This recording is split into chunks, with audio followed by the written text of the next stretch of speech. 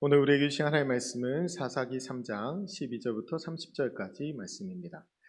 구약성경 사사기 3장 12절부터 30절까지 말씀. 오늘 말씀이 좀 긴데요. 혹시 몸이 불편하신 분은 자리에 앉아서 읽으셔도 괜찮습니다. 우리 다 같이 하나님을 경외하는 마음으로 자리에서 일어나서 한 목소리로 함께 봉독합니다. 이스라엘 자손이 또 여호와의 목전에 악을 행하니라. 이스라엘 자손이 여호와의 목전에 악을 행함으로 여호와께서 모압 왕 에글론을 강성하게 하사 그들을 대적하게 하시매 에글론이 암몬과 아말렉 자손들을 모아 가지고 와서 이스라엘을 쳐서 종려나무 성읍을 점령한지라. 이에 이스라엘 자손이 모압 왕 에글론을 18해 동안 섬기니라. 이스라엘 자손이 여호와께 부르짖음에 여호와께서 그들을 위하여 한 구원자를 세우셨으니 그는 곧 베냐민 사람 게라의 아들 왼손잡이 에훗이라.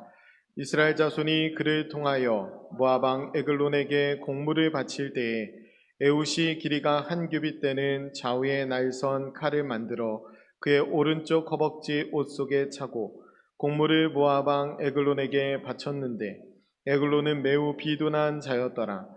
에훗이 공물 마치기를 마친 후에 공물을 메고 온 자들을 보내고 자기는 길갈 근처 돌 뜨는 곳에서부터 돌아와서 이르되 왕이여 내가 은밀한 일을 왕에게 아뢰려 하나이다 하니 왕이 명령하여 조용히 하라 하매 모셔선 자들이 다 물러간지라.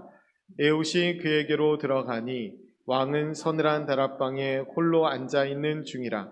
에훗이 이르되 내가 하나님의 명령을 받들어 왕에게 아랠 일이 있나이다 하매 왕이 그의 좌석에서 일어나니 에훗이 왼손을 뻗쳐 그의 오른쪽 허벅지 위에서 칼을 빼어 왕의 몸을 찌르매 칼자루도 나를 따라 들어가서 그 끝이 등 뒤까지 나갔고 그가 칼을 그의 몸에서 빼내지 아니하였으므로 기름이 칼날에 엉겼더라. 에훗이 현관에 나와서 다락문들을 뒤에서 닫아 잠그니라. 에훗이 나간 후에 왕의 신하들이 들어와서 다락문들이 잠겼음을 보고 이르되 왕이 분명히 서늘한 방에서 그의 발을 가리우신다 하고 그들이 오래 기다려도 왕이 다락문들을 열지 아니하는지라. 열쇠를 가지고 열어본즉 그들의 군주가 이미 땅에 엎드려져 죽었더라. 그들이 기다리는 동안에 에훗이 피하여 돌 뜨는 곳을 지나 스이라로 도망하니라. 그가 이르러 에브라임 산지에서 나팔을 불매 이스라엘 자손이 산지에서 그를 따라 내려오니 에훗이 앞서가며 그들에게 이르되 나를 따르라. 여호와께서 너희의 원수들인 모압을 너희의 손에 넘겨주셨느니라 하매 무리가 에훗을 따라 내려가 모압 맞은편 요단강 나루를 장악하여 한 사람도 건너지 못하게 하였고 그때 모압 사람 약 10,000명을 죽였으니 모두 장사요 모두 용사라. 한 사람도 도망하지 못하였더라. 그날에 모압이 이스라엘 수하에 굴복하매 그 땅이 80년 동안 평온하였더라. 아멘. 자리에 앉으셔도 됩니다. 우리 호산나 찬양대에서 찬양으로 하나님께 영광 올려 드리겠습니다.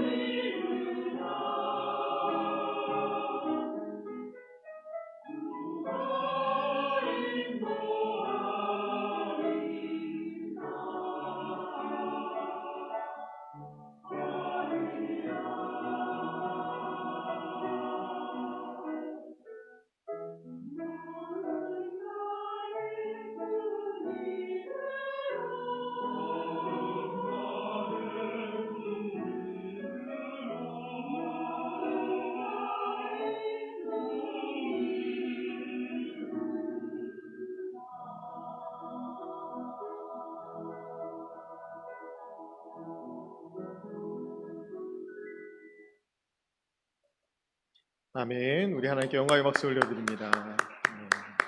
기도하겠습니다.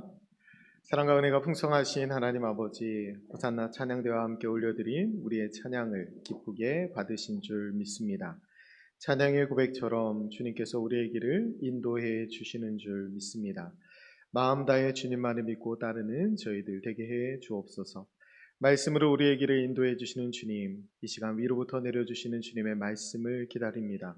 순전한 마음으로 받게 하시고 그 말씀대로 살아갈 수 있는 능력도 더하여 주옵소서. 거룩한 주님의 음성 들려주실 때 온 심령의 귀로 듣게 하시고 깨달아 결단하는 시간 되게 해 주옵소서.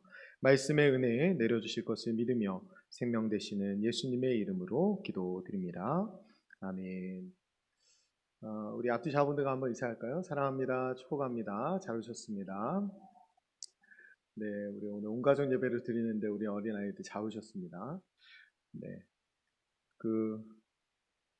오늘 왼손잡이 사사 에훗, 이제 두 번째 사사에 대한 이야기인데, 이게 좀 더 쉽게 오늘 이 내용을 설명드린다면 제목을 아마 이렇게 정했을 거예요. 장애인 암살자 에훗, 이렇게 정했을 겁니다. 조금 더 만약에 재밌게 제가 이 제목을 정했다면 변을 보다가 변을 당한 왕 에글론 이렇게 지었을 겁니다. 그 영화 왕이 된 남자, 광의 왕이 된 남자 이 영화에 보면 왕이 변을 보는 장면이 있어요.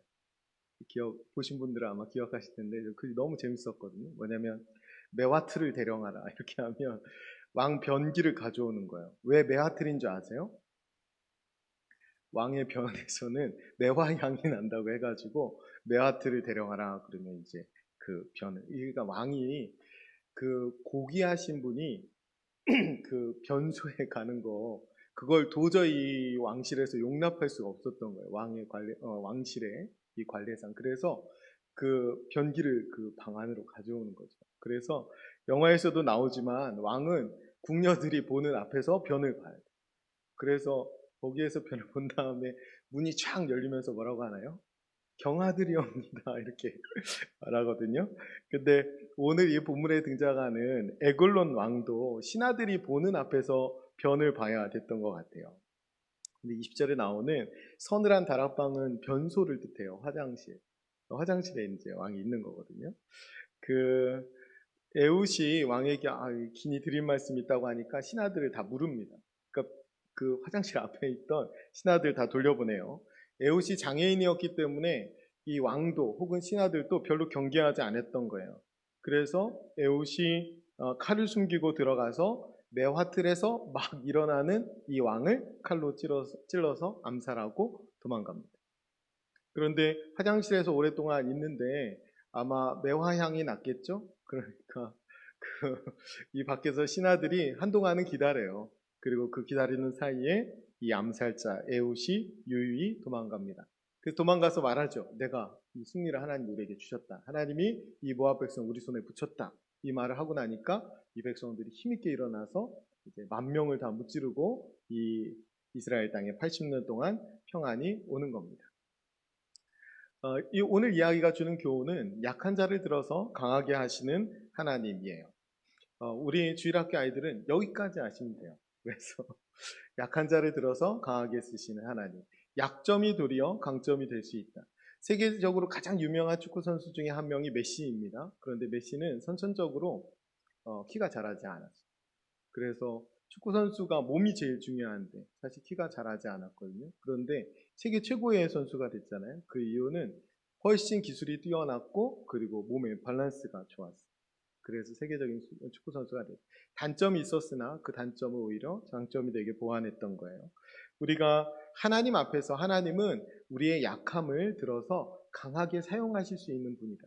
우리의 약점을 가지고 하나님께 나아가면 하나님이 우리의 약점도 강하게 쓰신다는 사실을 기억해야 돼요.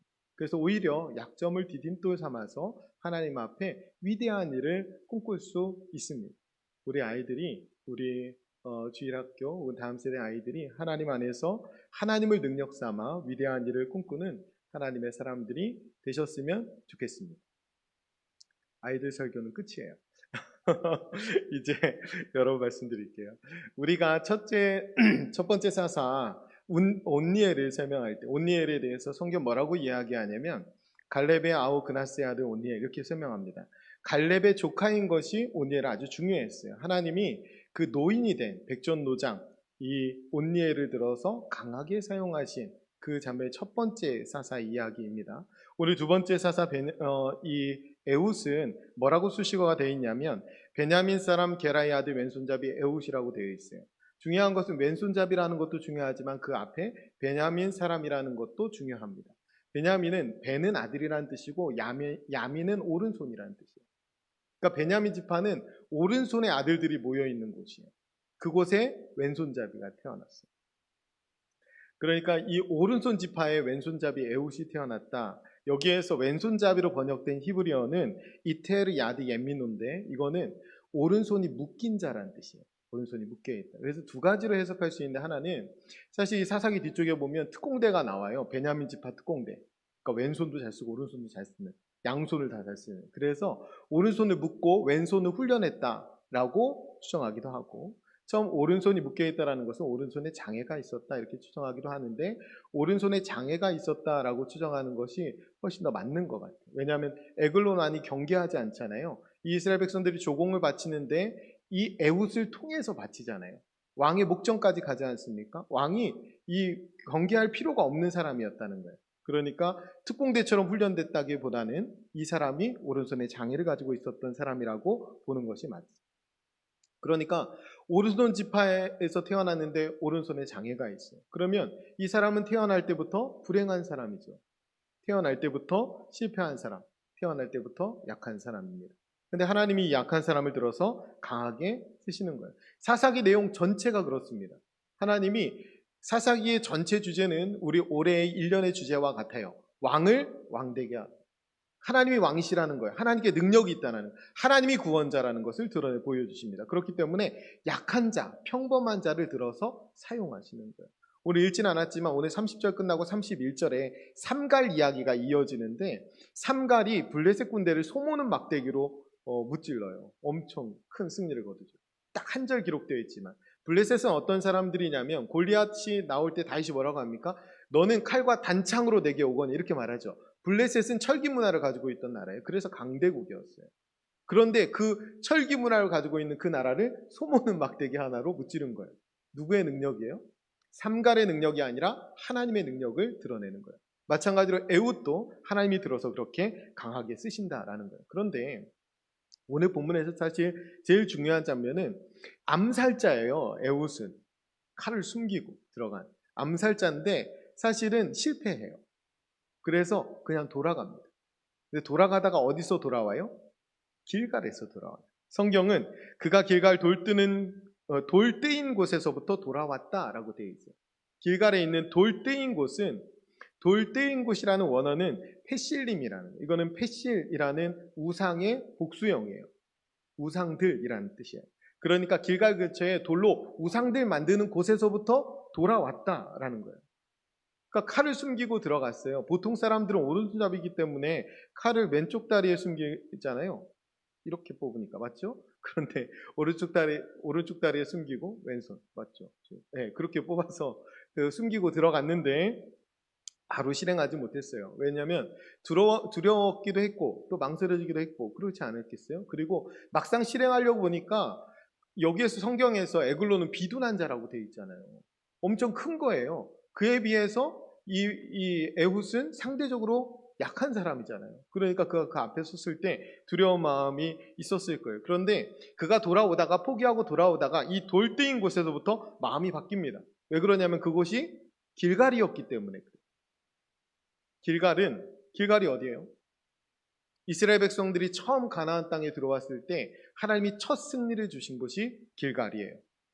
이 에훗은 길갈을 지나면서 여리고성을 무너뜨렸던 하나님을 기억하는 거예요. 오늘 이 점령당한 성읍을 13절에 종려나무 성읍이라고 하잖아요. 이것은 여리고성의 별명이에요. 하나님이 첫 승리를 주셨던 그 여리고성이 모압 왕에게 다 빼앗겨 버린 거예요. 모압 왕이 암몬과 아말렉 자손과 협공하여 여기를 점령해 버리지 않습니까? 모압 왕에게 빼앗긴 거예요. 그리고 이 길갈이 하나님이 큰 승리를 주셔서 하나님 앞에 언약하고 돌을 세우고 하나님 앞에 그 승리를 고백했던 곳인데 이제 우상을 만드는 곳으로 전락해 버린 거예요.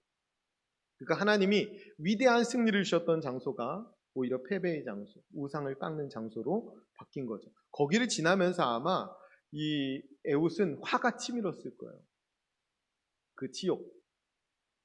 지금 있는 이스라엘 백성들의 치욕도 화가 났지만 자기에 대해서 화가 났습니다.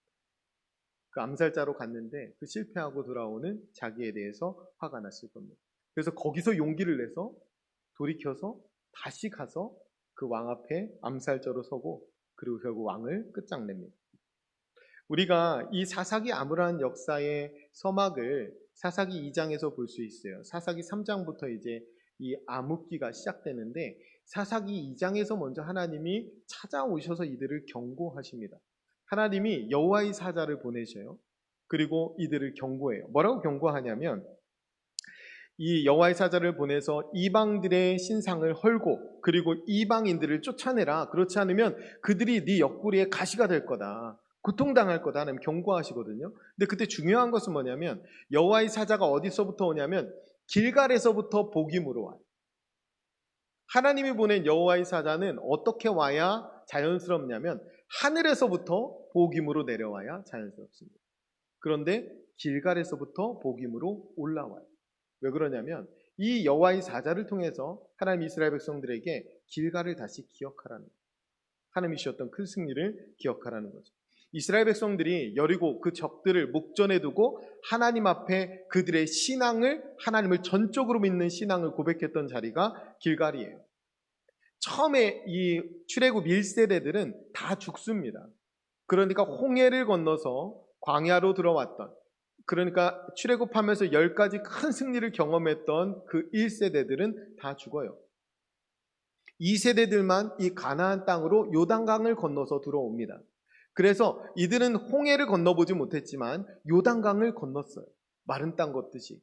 그 다음에 그 앞에서 하나님이 큰 승리를 주셨기 때문에 거기에서 하나님 앞에 언약을 맺습니다. 그런데 하나님이 그 요단강을 건너게 했을 때 사실은 이 안에 있던 여리고성에 있던 사람들은 이미 이 이스라엘 백성들의 소문을 들었어요.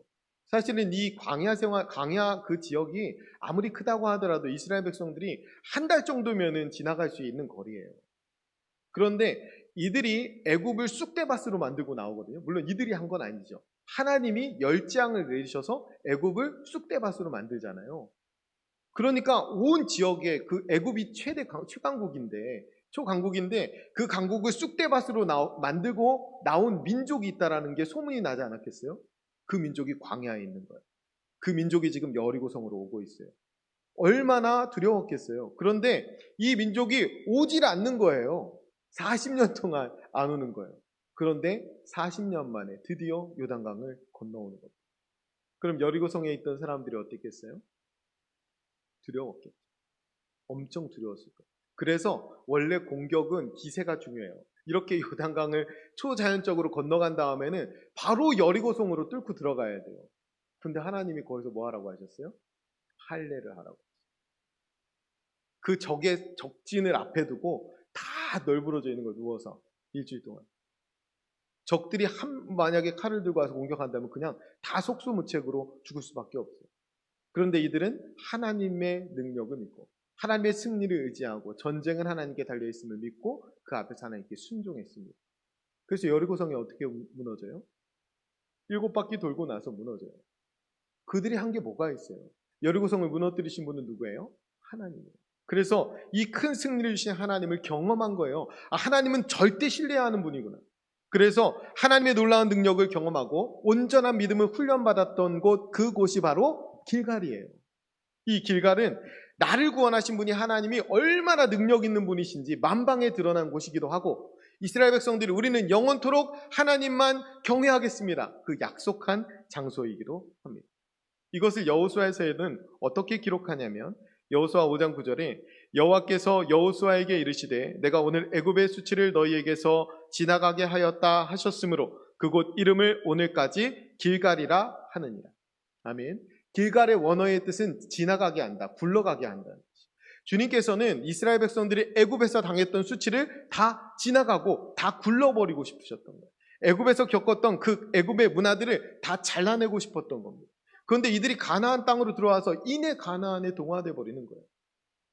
금세 가나안의 문화에 동화되고 가나안에 타협하고 가나안의 제단들을 헐어버리지 않았어요. 그래서 하나님이 하나님의 사자를 보내서 길갈에서부터 올라와서 책망하는 거예요. 왜 길갈의 신앙을 잃어버렸냐고, 왜 길갈에서 만났던 하나님의 능력을 저버렸냐고 이들을 책망하고 있는 겁니다.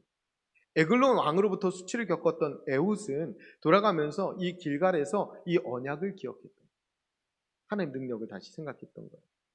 우리가 우리 인생의 길갈을 기억해야 됩니다.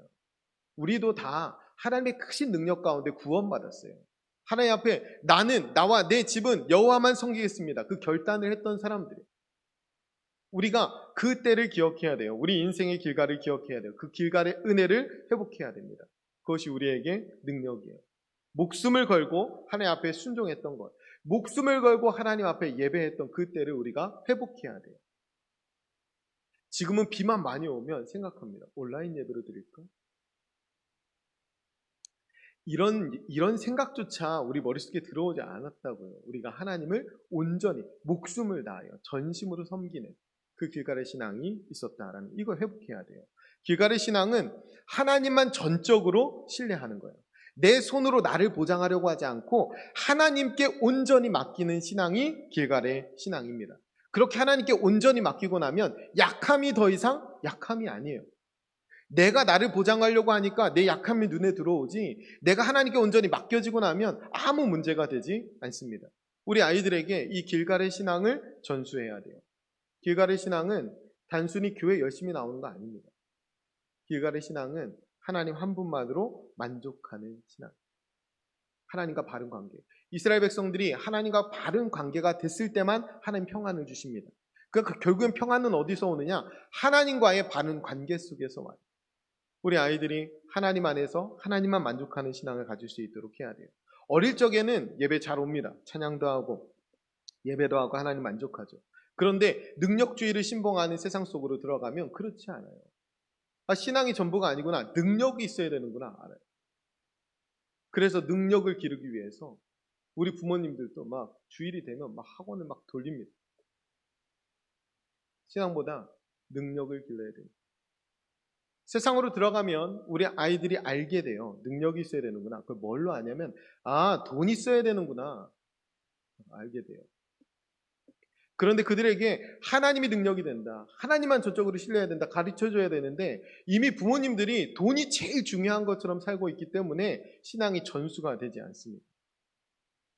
이게 어느 순간에 아이들이 신세계를 맞이한다고요.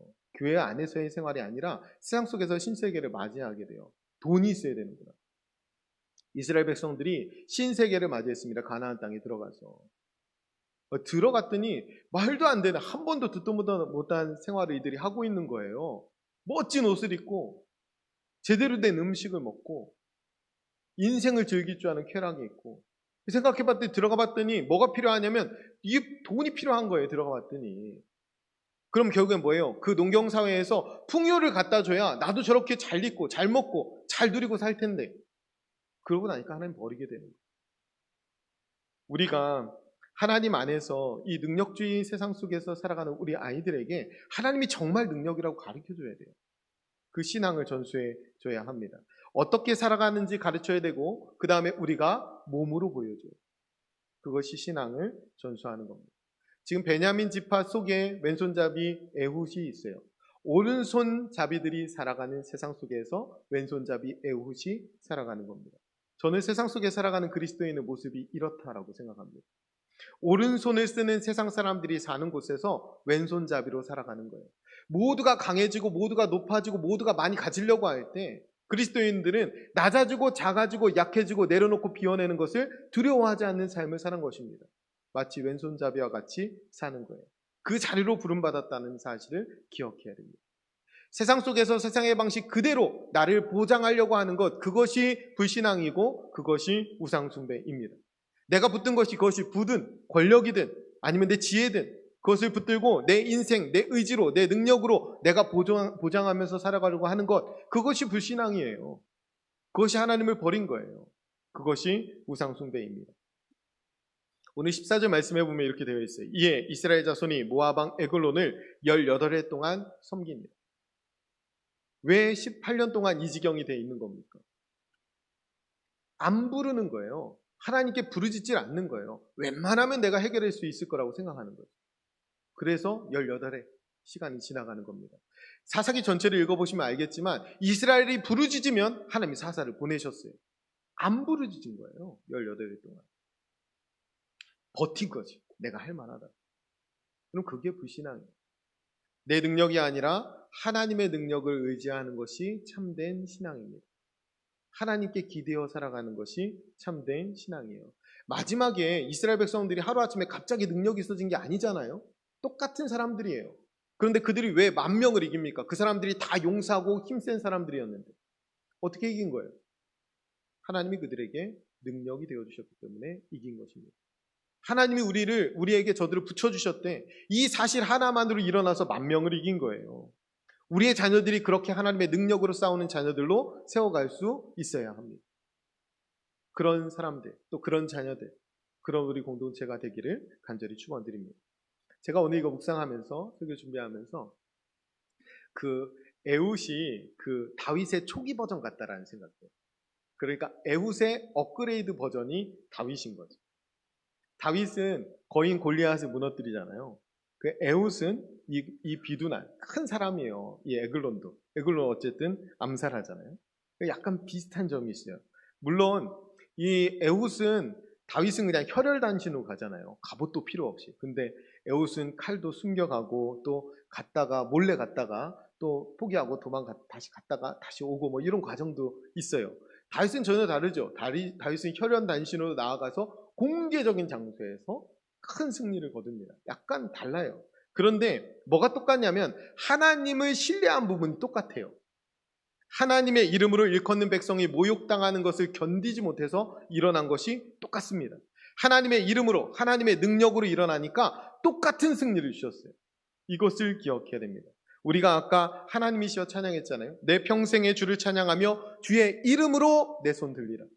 똑같은 거예요.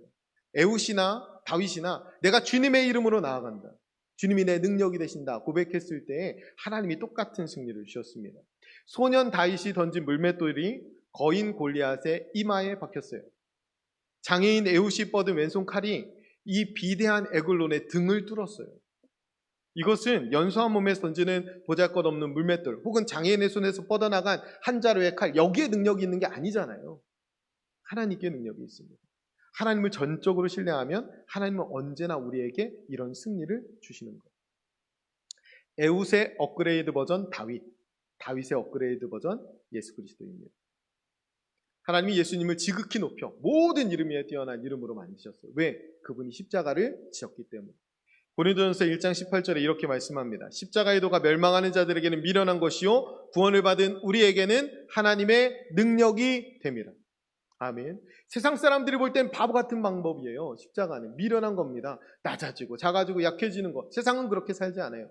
그런데 우리는 그것이 하나님의 능력인 줄 압니다. 우리는 그렇게 되더라도 하나님은 강하신 분이고 우리를 통하여 역사하실 것을 믿기 때문에, 예수님은 하나님을 전적으로 신뢰했고 하나님의 능력을 믿었기 때문에 하나님이 모든 인류를 구원할 걸 믿으셨기 때문에 십자가를 지셨어요. 우리도 그 길을 함께 걸어가는 것입니다. 그것이 하나님의 능력으로 걸어가는 십자가의 길이에요. 우리 모두는 그 길로 초대받았습니다. 위대한 사도 바울이 간절히 기도합니다. 그에게 육체의 가시가 있었다라고 하죠. 그것을 사탄의 사자라고도 표현합니다. 이거 좀 간절히 거둬달라고, 이거 떠나게 해달라고 이 바울이 3번이나 간절히 기도해요. 근데 하나님 들어주시지 않죠. 그러니까 뭐라고 고백하냐면 고린도후서 12장 9절에 나에게 이르시기를 내 은혜가 내게 족하도다. 이는 내 능력이 약한 데서 온전하여짐이라 하신지라. 그러므로 도리어 크게 기뻐함은 나의 여러 약한 것들에 대하여 자랑하리니 이는 그리스도의 능력이 내게 머물게 하려 함이라. 아멘.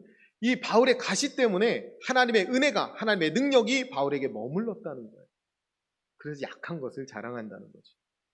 저와 여러분의 인생에 하나님의 능력이 머무는 인생이 되시기를 간절히 축원드립니다. 우리의 가정에 그리고 우리의 교회에 하나님의 능력이 머무셔야 돼요. 우리의 약함은 하나님의 강함을 덧입는 이유가 됩니다. 우리의 부족 때문에, 우리의 결핍 때문에 그로 인해서 하나님 앞에 무릎 꿇는 공간은, 그 공간은 하나님의 능력이 머무시는 공간으로 승화될 수밖에 없어요. 우리가 아까 주님 내 안에 찬양했지만 언제나 내 모습 너무나 부끄러워 무릎으로 주님께 기도로 나아가는 그 공간이 거룩하게 승화되는 거예요. 그 공간이 하나님의 능력으로. 그래서 하나님이 내 영을 살게 하는 그 역사를 우리가 경험한다고 아까 찬양했습니다. 우리가 하나님을 의지하면 우리의 부족과 결핍도 하나님의 능력으로 채워지게 됩니다.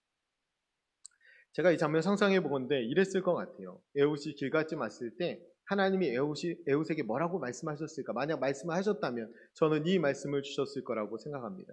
출애굽기 15장 6절 말씀인데요. 이거 홍해를 가르고 승리를 주신 하나님 노래하는 장면이에요. 여호와여 주의 오른손이 권능으로 영광을 나타내시나이다. 여호와여 주의 오른손이 원수를 부수시나이다. 홍해를 건널 때, 출애굽을 할 때 하나님의 오른손이 주신 승리를 기억하게 만드는 거예요. 한 가지 더 에훗에게 선포했다면, 물론 뒤에 기록된 성경 본문이지만 이런 류의 말씀을 에훗에게 했을 것 같다라고 생각이 듭니다. 이사야서 41장 10절 말씀이에요.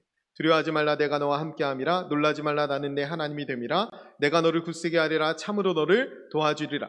참으로 나의 의로운 오른손으로 너를 붙들리라. 이 말씀을 해주셨을 것 같아요.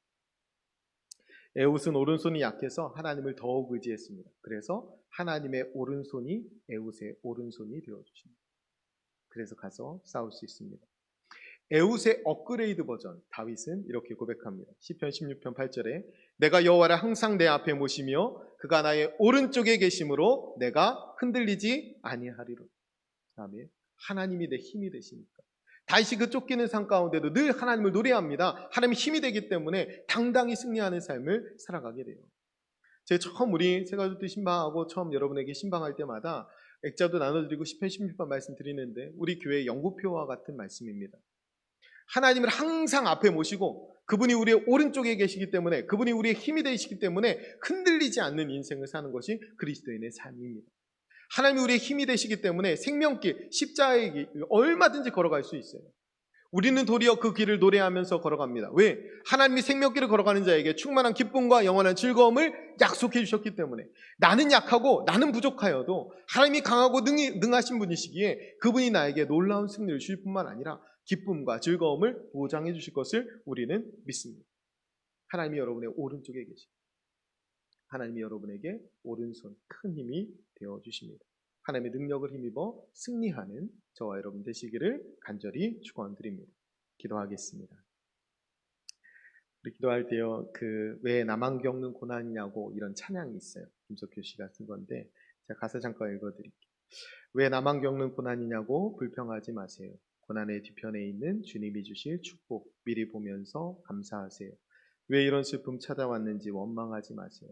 당신은 잃은 것보다 주님께 받은 은혜 더욱 많음에 감사하세요.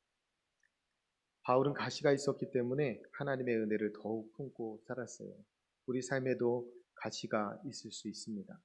왜 나에게만 이런 가시를 주셨냐고 하지 말고 그 가시로 하나님의 은혜를 더욱 품는 저와 여러분이 되셨으면 좋겠습니다. 약한 왼손을 가졌다면 하나님이 우리의 강한 오른손이 되어주시는 것을 믿고 그것을 경험하면서 승리하는 여러분 되셨으면 좋겠습니다. 왜 나만 겪는 고난이냐고 울고 있는 사람 있다면 그 사람 혼자 내버려 두지 않고 그 사람 옆에 가서 함께 기도해 주는 공동체 되어야 합니다.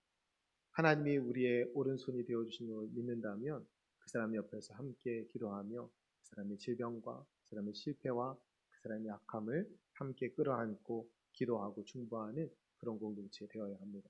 그리고 그러기 위해서는 누구나 약점을 쉽게 내보여도 되는 그런 좋은 공동체가 되어야 합니다. 하나님 우리에게 그런 은혜와 복을 주실 줄 믿습니다. 기도할 때 하나님만 절대 신뢰하는 길갈의 신앙을 회복시켜 주옵소서. 하나님의 이름으로 하나님의 능력으로 승리하게 해 주옵소서.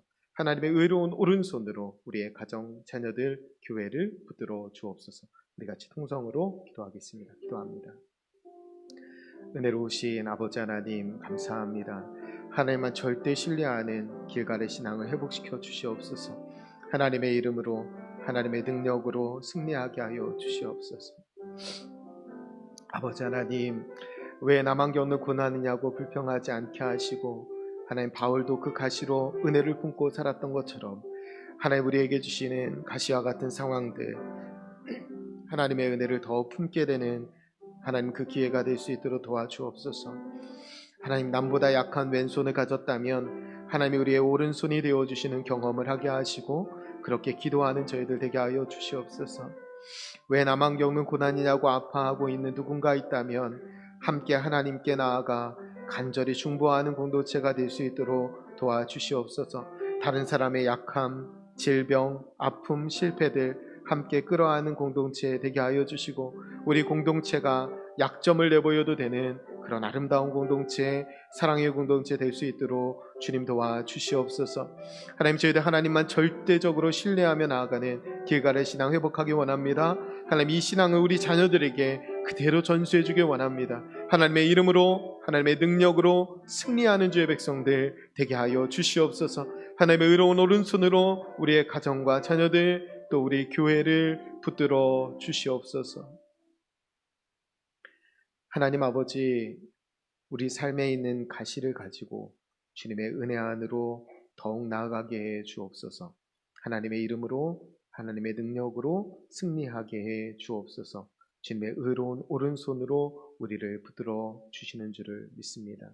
왜 나만 겪는 고난이냐고 불평하지 않게 하시고, 왜 나만 겪는 고난이냐고 울고 있는 자 있다면 함께 중보하는 아름다운 공동체 되게 도와주옵소서.